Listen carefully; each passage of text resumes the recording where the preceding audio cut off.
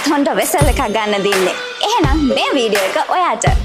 ඒ ගැන කතා කරන්න අපි සමීරත් එක්ක ආවා Havelock Town Sunil Motors එකට.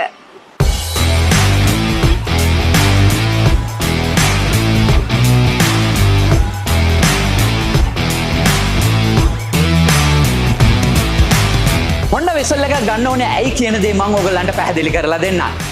ජපානයෙන් එක්ස්පෝර්ට් කරපු mid size SUV වලින් වැඩිම වාහන ප්‍රමාණයක් එක්ස්පෝර්ට් කරපු වාහනේ Honda Vessel එක පරණ එක. ඒ නිසා ලංකාවේ අයට හොඳ එක්ස්පීරියන්ස් එකක් තියෙනවා මේ වාහනේ මේන්ටේන් කරන එක.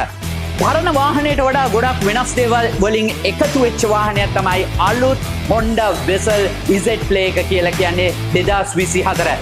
විශේෂයෙන්ම කියන්න ඕන දේවල් තියෙනවා. NCAP rating එක යුරෝපයේ number 5 star rating එකක් තියෙන. ඒ කියන්නේ ලෝකයේ හොඳම ආරක්ෂාව තියෙන වාහනයක්. ඔබට ලීටර් රේටින් කිලෝමීටර් 25ක් යන්න පුළුවන්. හරියට drive කරොත් ලීටරෙන් කිලෝමීටර් ඔයාට 30ක් යන්න පුළුවන්. කිලෝමීටර් 100ක් යන්න ලීටර් 4ක් හොඳටම ප්‍රමාණවත්.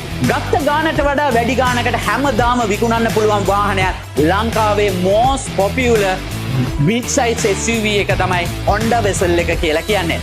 ඕගොල්ලන්ට ආස කරනවා නම් BMW X5 එකක් වගේ, ඒ වගේම Porsche එකක් විදියට, ඒ වගේම ඕගොල්ලන් කැමති නම් top level එකේ තියෙන SUV එක feeling එක ගන්න, ඒ සියලු තාක්ෂණෙත් එක්ක comfortable විදියේ වාහනයක් තමයි Honda Vessel එක කියලා කියන්නේ. මේකේ තියෙන තාක්ෂණය ගැන ගොඩක් දේවල්, ඒ වගේම features ගැන ගොඩක් දේවල් තියෙනවා. ඕගොල්ලන්ට කියලා දෙන්න එන්න ඇතුළට. මේ Vessel එක අවුරුදු 8ක් යනකම් බැටරිය ගැන හිතන්න ඕනේ නැහැ. ලෝකේ තියෙන ඉහළම තාක්ෂණයෙන් හදලා තියෙන නිසා අවුරුදු 8ක් මේ බැටරිය එක කිසිම ප්‍රශ්නයක් නැතුව යූස් කරන්න පුළුවන් වාහනයක් තමයි මේ. එන්න මේකේ තියෙන key features ටික ඕගොල්ලන්ට කියලා දෙන්නම්. අද ලෝකේ තියෙන multi functioning steering wheel එකට අවශ්‍ය කරන සියලු දේම යුරෝප් වාහනයක තියෙන හැම දේම voice command in ඇතුළු cruise control ඇතුළු හැම facility එකක්ම අද basic options විදියට තියෙන top quality දේවල් ඔක්කොම තියෙනවා.